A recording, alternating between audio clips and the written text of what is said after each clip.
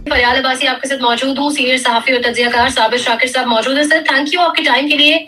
बहुत सी खबरें, बहुत सारी चीजें जो आपसे डिस्कस करेंगे, लेकिन आगाज कराची से करेंगे। एक जानिब लोगों की आहो बगा और दूसरी जानिब जो शादियों और जो सब कुछ चल रहा है, आपने देखा ही होगा ऑब्वियसली, क्या कहेंगे इस पे?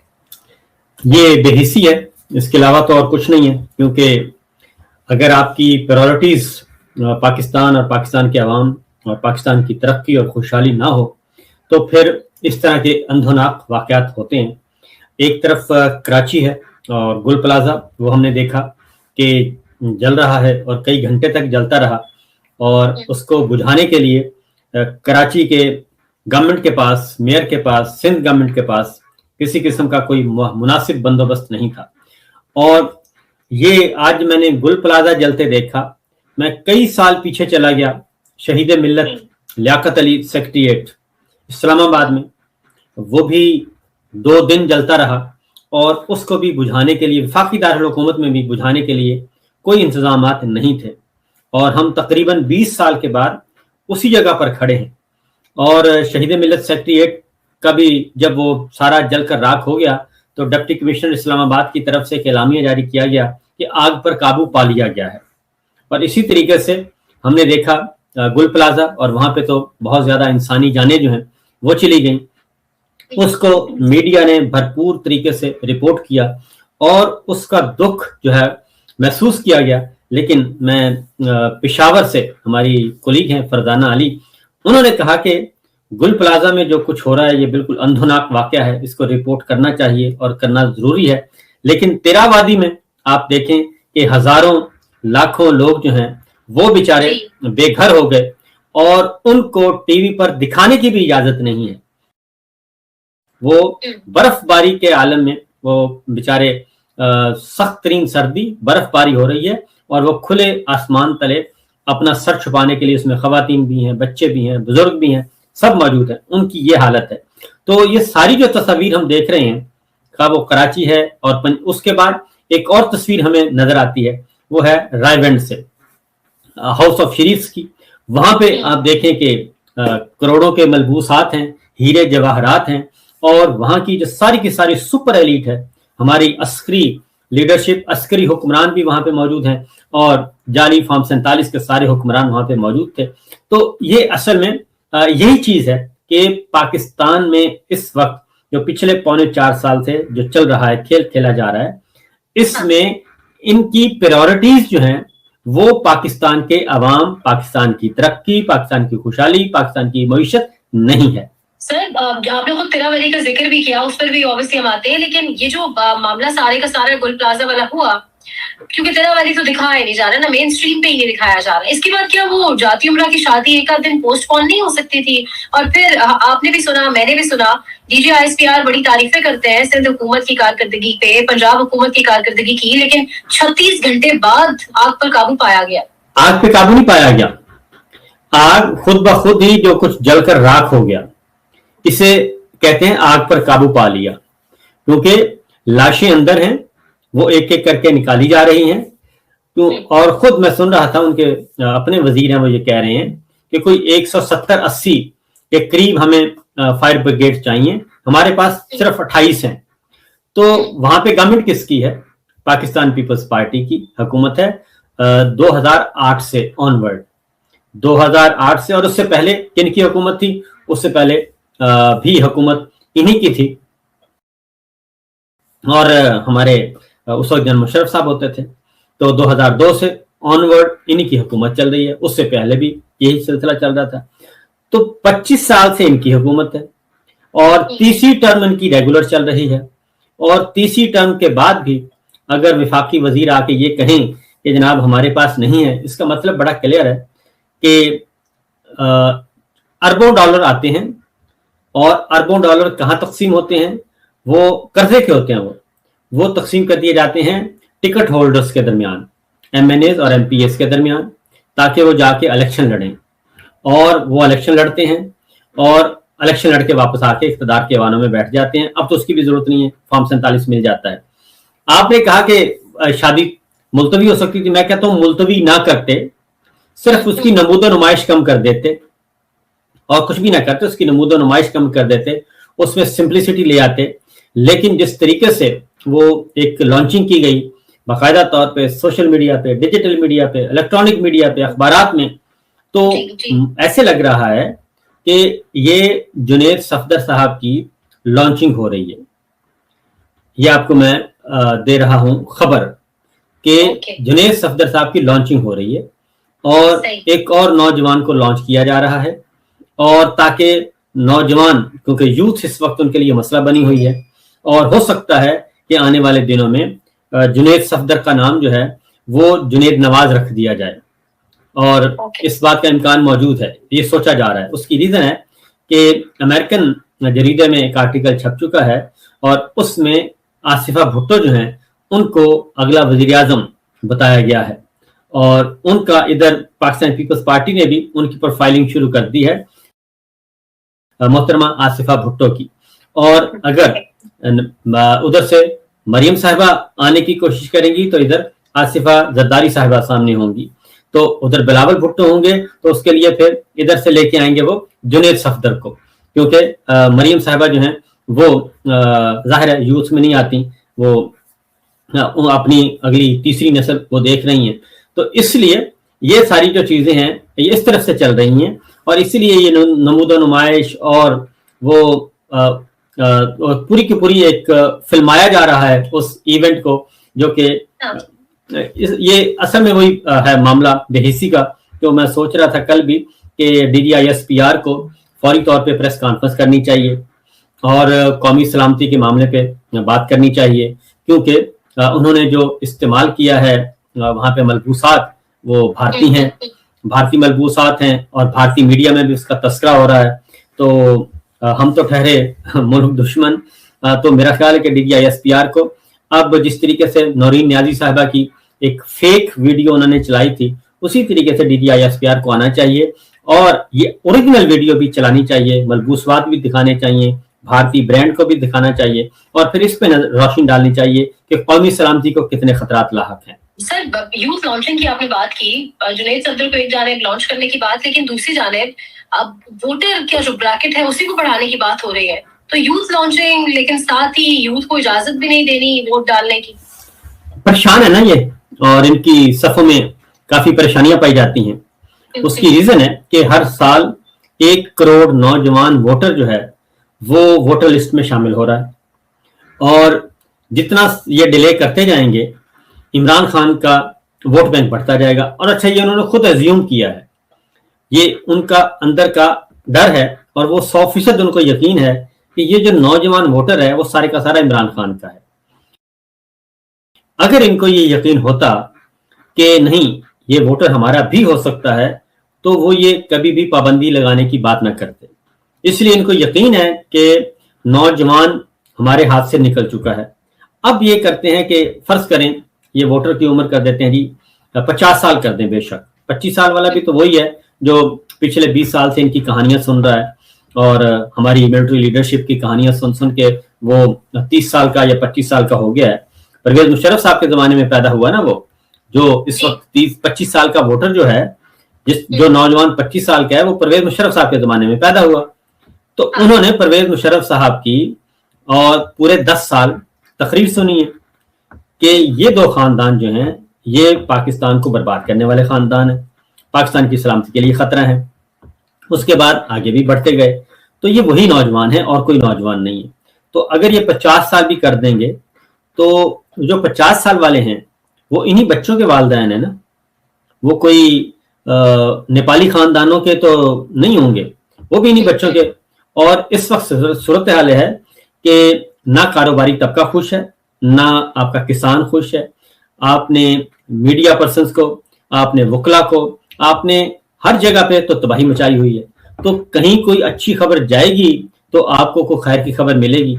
इसलिए ये इनके अंदर के खौफ हैं और इनको 100% यकीन है कि इनके पल्ले कुछ नहीं है, और इस बात का भी इनको खतरा मौजूद है कि हो सकता है अगली दफा ये जाली फार्म 47 वाला धंधा भी हमारा ना चले, और इसका डर भी इनको मौजूद है, इसलिए ये बंदोबस्त कर रहे हैं। सर, तो एक जानिब ये सारी सिचुएशन जो आपने बड़ी डिटेल से एक्सप्लेन की, तेरा वैली पर अगर आ जाए तो वादी तेरा के अंदर जो कुछ हो रहा है, यानी देखिए अवाम की मर्जी के खिलाफ ऑपरेशन का वहां आगाज कर दिया गया, یعنی اس طریقے کی پالیسیز سے پھر آپ کیا دیکھتے ہیں معاملات کس طرف جائیں گے؟ کیونکہ وہاں کے پی اسمبلی کے اندر بیٹھ کے یہ فیصلہ ہوا کہ یہ عوام کے حق میں نہیں ہوگا آپریشن.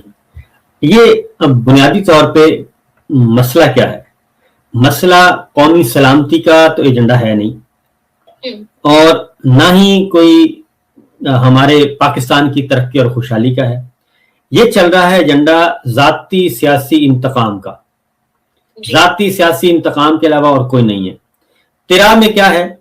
ترا ہے سہیل آفریدی صاحب کا علاقہ، ان کا حلقہ ہے، ان کا آبائی گھر ہے. تو اب سب سے پہلے انہوں نے ہٹ کیا ترا کو کہ جناب پہلے ان کا راستہ روکنے کی کوشش کی. مسلم لیگ نون کے ترجمان اعلیٰ DGI-SPR کو پشاور جانا پڑا اور وہاں جا کے دھمکی دینا پڑی، لیکن اس کے باوجود سہیل آفریدی صاحب جیت گئے اور یہ PTI کو توڑ نہیں سکے. ابھی تک 92 کی اسمبلی ہے، ارکان ہے، ایک MP نہیں توڑ سکے. قومی اسمبلی میں ایک نون لیگ کا، ایک PTI کا MNA نہیں توڑ سکے. کیونکہ اگر یہ PTI کو توڑنے میں کامیاب ہو جاتے اور فارورڈ بلاک بنانے میں کامیاب ہو جاتے تو پھر تو محمود خان اچھے صاحب لیڈر آف اپوزیشن نہ ہوتے. تو اسی لیے انہوں نے ترا کا انتخاب کیا کہ چلیں سہیل آفریدی صاحب کا جو علاقہ ہے، اس کا حلقہ ہے، اس کو تو فارغ کریں، اور وہاں سے یہ آپریشن شروع ہو گیا. اور اگلی بات یہ ہے کہ پہلی نمبر 1 یہ کہ یہ فوجی آپریشن جو ہے یہ پچھلے 45 سال سے چل رہے ہیں، اور یہ ساری چیزیں ختم ہو گئی تھیں تو یہ آئے کیسے؟ اور پھر یہ کہ چند 100 لوگ ہیں، وہ کہتے ہیں، ہم نے فیلڈ مارشل کی تقریر خود سنی کہ مٹھی بھر لوگ ہیں. بلوچستان میں وہ کہتے ہیں کہ 1500 لوگ ہیں، ادھر وہ کہتے ہیں کہ 2500 لوگ ہیں. تو 2500 لوگوں کو ابھی تک یہ پچھلے 4 سال سے، چوتھا سال چل رہا ہے فیلڈ مارشل کا، 4 سالوں میں یہ ختم نہیں کر سکے. اور وہاں پہ ہمارے جوانوں اور شہیدوں کی جو ریشو ہے، وہ جو انٹرنیشنل سٹینڈرڈ ہے اس سے بھی کہیں زیادہ ہے ہمارے شہداء کی جو ریشو ہے.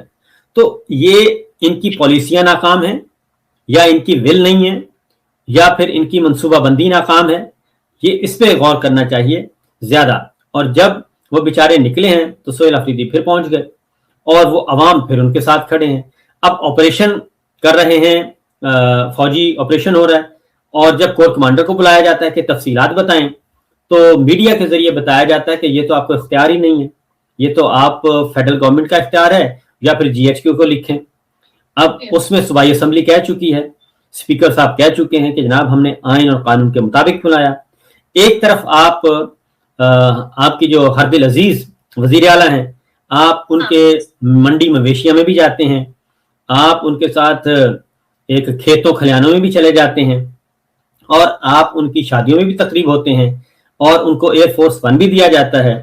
ایک خاندان کے لیے آپ کی اتنی نوازشات، اور دوسری جانب خیبر پختونخوا کے، کیا وہ پاکستان کے عوام نہیں ہیں؟ کیا وہ پاکستان کے شہری نہیں ہیں؟ کیا وہ پاکستان کے ووٹر نہیں ہیں؟ کیا وہ ریاست پاکستان کا حصہ نہیں ہے؟ یہ تو ریاست پاکستان کی حکم عدولی یہ خود کر رہے ہیں، اور منع کر رہے ہیں اپنے آفیسرز کو کہ آپ نے ان کے ساتھ تعاون نہیں کرنا. تو ریاست کے خلاف بغاوت کون کر رہا ہے؟ یہ ان کو سوچنا چاہیے کہ یہ تو خود اس کو ہوا دے رہے ہیں، یہ تو خود انڈر ٹرائل ہو رہے ہیں. سر کہا جا رہا ہے کہ فیلڈ مارشل نے کسی سیکیورٹی کانفرنس میں خطاب کیا اور وہاں پر انہوں نے محمود خان اچکزئی کے حوالے سے کوئی اچھے الفاظ کا استعمال نہیں کیا، لیکن پھر ہم نے دیکھا ہے نوٹیفیکیشن بھی اب ہو گیا ہے، اور اب وہ جا رہے ہیں، متحرک بھی کر رہے ہیں لوگوں کو، کراچی کا دورہ مکمل کر کے آئے ہیں. تو آنے والے دنوں میں پھر آپ معاملات سڑکوں پر ہی دیکھ رہے ہیں، کیونکہ اب تو محمود خان اچکزئی کا نوٹیفیکیشن بھی سامنے آ چکا ہے، یا وفاقی آئینی عدالت سے اس کو رفع دفع کروایا جائے گا؟ دیکھیں، رفع دفع کیا کروانا ہے؟ یہ محمود خان اچکزئی صاحب وہی ہیں جو کل PDM کا حصہ تھے، نواز شریف صاحب کے ساتھ کھڑے تھے، نواز شریف صاحب کو سپورٹ کر رہے تھے. میں سن رہا تھا عطا تارڑ کو، وہ بھی محمود خان اچکزئی صاحب کو ملک دشمن قرار دے رہے تھے. مجھے حیرانی ہوئی کہ کل تک تو اس کا مطلب ہے کل تک پھر سارے ملک دشمن تو پھر سارے ہوئے جنہوں نے محمود خان اچکزئی صاحب کے ساتھ ماضی میں اتحاد کیا، وہ سارے بھی. تو اس لیے اصل مسئلہ وہی ہے کہ اس وقت ہیں جی ہاؤس آف شریف کے علاوہ اور جناب فیلڈ مارشل کے علاوہ ان کی نظر میں یہ 4-5 لوگ محب وطن ہیں، اور باقی سارے جو ہیں ہم وہ ہیں ان کے بقول فتنہ فساد خارجی، کوئی پتہ نہیں کل کو ہمارے بارے میں بھی فتویٰ جاری کر دیں، اور ویسے تو جاری ہو رہے ہیں، کل کو ہو سکتا ہے مجموعی فتویٰ جاری کر دیں کہ جو امیر المومنین اور خلیفۃ المسلمین میں ہوں اور میرے ہاتھ پہ بیعت کریں، اور جو نہیں کرے گا وہ جو ہے وہ خارج ہو جائے گا۔ تو اس لیے وہ اس طرح کی اصطلاحیں استعمال کر رہے ہیں، فتنۃ الخارج اور فتنۃ الفلاں اور فساد فی الارض۔ تو اصل پرابلم یہ ہے کہ اس طرح کی چیزیں بکنے والی نہیں ہیں، کیونکہ یہ سودا جنرل ضیاء الحق صاحب 11 سال بیچ چکے ہیں، آج سے آلموسٹ ان کو ہو گئے ہیں جناب 37 سال ہو گئے ہیں جی، 37 سال پہلے یہ سودا بک چکا ہے، 1988 1977 سے لے کر اور 88 تک یہ جو اسلامی ٹچ دیا جاتا ہے۔ اس لیے یہ کبھی اپنے آپ کو باہر جاتے ہیں تو وہ کہتے ہیں میں بڑا لبرل ہوں اور میں سب کچھ کر رہا ہوں، میں ابراہم اکارڈ کا حصہ بھی بنوں گا، میں غزہ فورس بھی بھیجوں گا، میں سب کچھ کروں گا۔ باہر وہ یہ جا کے کہتے ہیں، اور وہ یہ بھی کہتے ہیں، پھر ان کے جو لوگ ہیں وہ کہتے ہیں ہم شراب خانے بھی کھولیں گے، اور پاکستان میں آ کے علماء کرام کو بتاتے ہیں کہ یہ جو اندر بیٹھا ہے اور یہ جو باقی سارے اس وقت آپ کو نظر آ رہے ہیں یہ سارے کے سارے ایجنٹ ہیں۔ تو اسی لیے وہ پھر کہتے ہیں کہ جناب اب تو ان کے اپنے لوگ کہنا شروع کر دیں، لوگوں نے تسلیم کر لیا ہے کہ ہمارا بیانیہ نہیں چل رہا اور ہم ہار چکے ہیں، اور ہار اس لیے رہے ہیں کہ یہ پاکستان کے عوام اور زمینی حقیقتوں سے بہت دور ہو گئی۔ سر کیونکہ آپ نے ابھی غزہ امن منصوبے کا ذکر بھی کیا ہے، تو یہ بھی ایک اور مشکل آن پڑی ہے اس وقت نظام کو۔ اب ٹرمپ صاحب کا خط پہنچ چکا ہے، دعوت آ گئی ہے، شامل ہوتے ہیں غزہ امن منصوبے میں، تب مسئلہ نہیں ہوتے، کیا دیکھ رہے ہیں پھر آپ؟ انہوں نے $7 ارب کا بل بھی بھیجا ہے۔ انہوں نے کہا کہ آئیں آپ غزہ پیس پروسیس کا حصہ بنے، اور 60 ملکوں کو انہوں نے بھیجا ہے، اور $1 ارب کا بل بھیجا ہے کہ $1 ارب فیس ہے، آئیں اور آ کے جوائن کریں۔ اور یہ صرف معاملہ غزہ تک نہیں رکنا، کیونکہ ابراہم اکارڈ جو ہے وہ تو ایک ہے معاملہ مسلمانوں کے بیچ میں اور مغرب کے بیچ میں، ادھر چل رہا ہے، یہ معاملہ ادھر نہیں رکنا۔ اور یہ تو ہم کمٹ کر چکے ہیں پہلے ہی کہ جی ہم نے ابراہم اکارڈ کا حصہ بھی بننا ہے، ہم نے غزہ فورس کا حصہ بھی بننا ہے، بلکہ ہم خود کہہ کے آئے تھے کہ جناب ہماری خدمات حاضر ہیں، اور امریکی وزیر خارجہ نے بتا دی ساری بات۔ اصل پرابلم اس کے بعد آنا ہے، اور وہ یہ ہے کہ اسی لیے مولوی صاحبان کو یہ دے رہے ہیں 25-25 ہزار روپے، اور ان کو بیچاروں کو لائنوں میں کھڑا کیا ہوا ہے، اور بڑے بےہودہ طریقے سے پیسے تقسیم کیے جا رہے ہیں، اور ان سے باقاعدہ طور پہ بیان حلفی لکھوائے جا رہے ہیں کہ آپ نے حکومت کے خلاف کچھ نہیں بولنا، حکومتی پالیسیوں کے خلاف کچھ نہیں بولنا۔ تو یہ کام یہ کر رہے ہیں، یہاں تک آ گئے ہیں۔ اس کے باوجود اب ایک اور نیا اسکینڈل بھی آ گیا، وہ کہتے ہیں کہ پیسے کم تقسیم ہو رہے ہیں اور شو زیادہ مولوی کیے جا رہے ہیں۔ یہ ایک اگلا اسکینڈل بھی آنے والا آ چکا ہے بلکہ۔ تو خیر پرابلم وہی ہے کہ آپ اگر اسرائیل کو تسلیم کر چکے ہیں اور ان کے ساتھ کمٹمنٹ کر چکے ہیں تو قومی پارلیمنٹ میں آ کے بتا دیں، قومی کابینہ کو بتا دیں، نیشنل سیکورٹی کمیٹی میں آ کے بتا دیں، میڈیا کو آپ اعتماد میں لے لیں، اپنے لائک مائنڈ میڈیا کو بتا دیں کہ جناب ہم یہ کام کر چکے ہیں، لہٰذا بیانیہ بناؤ۔ اب یہ اتنا مشکل کام ہے کہ کوئی ان کے اپنے لوگ جو ہیں وہ خواہ سوشل میڈیا پہ ہیں، خواہ وہ ڈیجیٹل میڈیا پہ ہیں، خواہ وہ الیکٹرانک میڈیا پہ ہیں، اپنے لوگ بھی ان کے لیے ایک لفظ بولنے کے لیے تیار نہیں ہیں۔ وہ کہتے ہیں اس آگ میں ہم نے نہیں جانا، یہ لڑائی آپ خود لڑیں۔ یہ تو ہے ان کا غزہ فورس کا معاملہ۔ سر لیکن یہ جو ابھی 8 فروری آ رہا ہے، اس پہ بھی بہت زیادہ باتیں چل رہی ہیں۔ اب ایک بازگشت ہو رہی ہے، باقاعدہ ٹویٹر پر ٹویٹس کروائے جا رہے ہیں مختلف اکاؤنٹس کی جانب سے کہ ایک بڑا کوئی اجلاس بلایا گیا ہے، ممکنہ مارچ جو 8 فروری کو ہونے جا رہا ہے، لیکن یہ مارچ تو ہے نہیں، یہ تو شٹ ڈاؤن ہڑتال ہے۔ تو پھر یہ کیوں کہا جا رہا ہے کہ ایم پن موٹر وے بند کر دی جائے گی اور مختلف کنٹینرز اور میٹنگز ہو رہی ہیں اس حوالے سے پراپر؟ اصل ان کو خطرہ ہے، حالانکہ یہ شٹر ڈاؤن ہے، یہ پہیا جام ہے 8 فروری کو، اور بھی اچھے پلان انہوں نے بنائے ہوئے ہیں، اور یہ پہلا ایسا ایونٹ ہے جس میں نہ دفعہ 144 کی خلاف ورزی ہوگی، نہ ڈنڈا ہوگا، نہ جھنڈا ہوگا، نہ پتھر ہوگا، نہ جلاؤ گھراؤ ہوگا. یہ پہلا احتجاج ہوگا اور اس کو عالمی میڈیا کور کرے گا، عالمی دنیا اس کو دیکھے گی. اس لیے یہ ایک خاموش ریفرینڈم ہوگا اور اس کا آغاز ہوگا. تو اس لیے یہ ان کو البتہ دھڑکا ہے، ان کو اندر خانے ان کو دھڑکا لگا ہوا ہے. کہیں ایسا نہ ہو کہ لوگ جو ہیں وہ مختلف چوکوں چراہوں میں، کیونکہ اس دفعہ یہ ہے کہ پہلے تو یہ ہوتا تھا وہ بے وقوفی کرتے تھے کہ ڈی چوک کا بتا دیتے تھے، تو یہ ساری فورس ڈی چوک میں لا کے بٹھا دیتے تھے، اور 111 بھی، رینجر بھی، ایف سی بھی، پولیس بھی، سارے کے سارے وہاں لا کے بٹھا دیتے تھے. اور وہ ایک اس کو یہ بیانیہ بناتے تھے کہ یہ جناب آ رہے ہیں، وہ جتھے آ رہے ہیں اور حملہ آور ہو رہے ہیں، یہ حملہ کرنے آ رہے ہیں وفاق پہ. تو اس دفعہ ان کا کوئی بیانیہ ابھی تک نہیں بن رہا، اور ساری چیزیں اس بات پہ بھی یہ پریشان ہیں. اگلی بات میں آپ کو اس بات پہ بھی پریشان ہے کہ کوئی خبر کیوں نہیں نکل رہی، یہ اتنا سکوت اور سکون کیوں ہے، یہ آخر ہو کیا رہا ہے. کچھ لوگوں نے مجھ سے بھی رابطہ کیا، پتہ تو چل جاتا ہے کہ کون کہاں سے بول رہا ہے. تو اس لیے کچھ لوگوں نے مجھ سے بھی رابطہ کیا کہ کیا پروگرام کیسے دیکھ رہے ہیں آپ اس کو. تو میں نے کہا کہ جب آئے گا وقت اسی وقت چلا کہ ظاہر ہم اپنا پروگرام بنا رہے ہیں. ایک طرف اسٹریٹ موومنٹ چل رہی ہے، دوسری طرف جو متحدہ اپوزیشن ہے، لیڈر آف اپوزیشن جو ہیں اچک زئی صاحب اور راجہ ناصر عباس صاحب، وہ سارے کے سارے نکلے ہوئے ہیں. وکلا کے ساتھ بھی ہے، طلبہ کے ساتھ بھی ہو رہا ہے. تو ان کو یہ پرابلم نظر آ رہا ہے کہ کہیں ایسا نہ ہو کہ تھوڑے تھوڑے لوگ نکلیں اور وہ یکدم ہمارے حلہ نہ بول دیں، ہمیں بلاک نہ کر دیں. اس لیے یہ اس طرح کے میٹنگز بلا رہے ہیں. صابر صاحب، آپ کے جواب میں سے ایک سوال نکلا ہے. آپ نے کہا ہے کہ ان کو مختلف خبریں دینے کی کوشش کر رہے ہیں. آپ کو لگتا ہے پاکستان تحریک انصاف کے اندر ایسے لوگ موجود نہیں ہیں، مطلب جن سے آرام سے اسٹیبلشمنٹ خبریں حاصل کر سکتی ہے اور آرام سے پلان لیک آؤٹ ہو سکتا ہے، یا پاکستان تحریک انصاف کے بھی کچھ لوگوں نے پلان اپنے حد تک ہی رکھا ہوا؟ کافی لوگ جو ہے وہ ان کے ہاتھ سے نکل چکے ہیں. اس کی وجہ ہے کہ یہ انہوں نے بہت سارے بندے ضائع کر دیے، ان کا فیوچر تباہ کر دیا.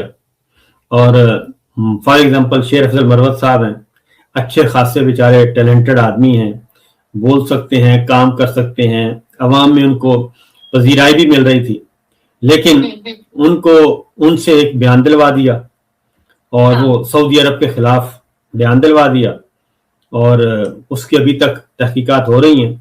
اور میرا خیال ہے کہ شیر افضل مروت صاحب بھی واپس جانا بھی چاہتے ہیں بیچارے، اور جانا بھی چاہیے ان کو.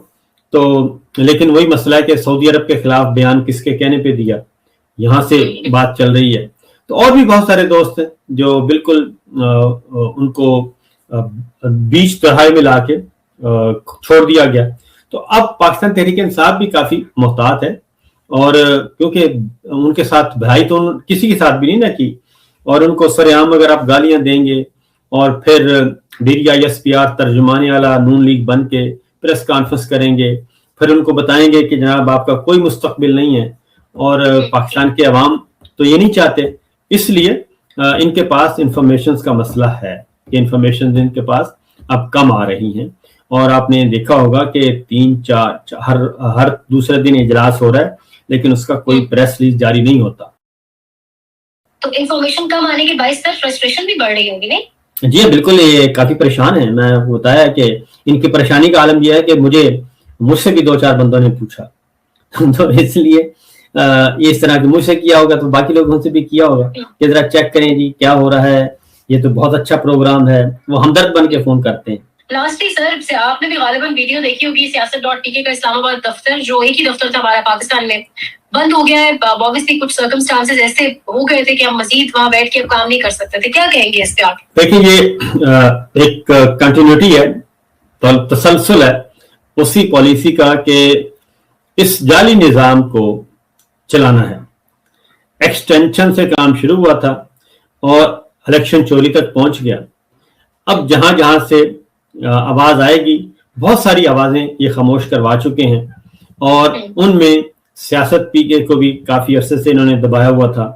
سہراب برکت صاحب جیل میں ہیں بیچارے، اور ان کو بھی یہی کہا جا رہا تھا کہ آپ سیاست پی کے سے کنارہ کشی اختیار کر لیں اور آپ عوامی ایکشن کمیٹی جو ہے اس سے کنارہ کشی اختیار کر لیں اور بتائیں کہ جو آپ نے پیسے ویسے لیے تھے. اس طرح کی ان کو بھی دباؤ ڈالا جا رہا ہے. لیکن مسئلہ یہ ہے کہ کیا سیاست پی کے کیا دفتر ڈیمولش کرنے سے یا بند کرنے سے کیا کوئی حالات بہتر ہو جائیں گے؟ وہ تو نہیں بہتر ہونے. ہم تو کام کرتے رہیں گے اور ہم اپنے حصے کا دیا جلاتے رہیں گے, وہ جلتا رہے گا. البتہ یہ ضرور ہے کہ میڈیا کا بھی پتہ چل گیا. ایک بڑا میڈیا ہاؤس تھا یہ سیاست پی کے, ایک طرف جو حقائق بیان کر رہے ہیں ان کو یہ بلاک کر رہے ہیں, ان کو بند کر رہے ہیں, ان کے دفتر بند کروا رہے ہیں. دوسری طرف یہ اپنی امپائر کھڑا کرنے کی کوشش کر رہے ہیں, تو وہ کامیاب نہیں ہو رہی, اور جن کو جو لوگ کام کر رہے ہیں ان کو یہ کرنے نہیں دے رہے. تو اگین وہی بات ہے کہ یہ فرسٹریشن ہے, ڈپریشن ہے, اس کے علاوہ اور کچھ نہیں ہے. یہ اپنی ناکامیوں کا ہر روز اعلان کر رہے ہیں.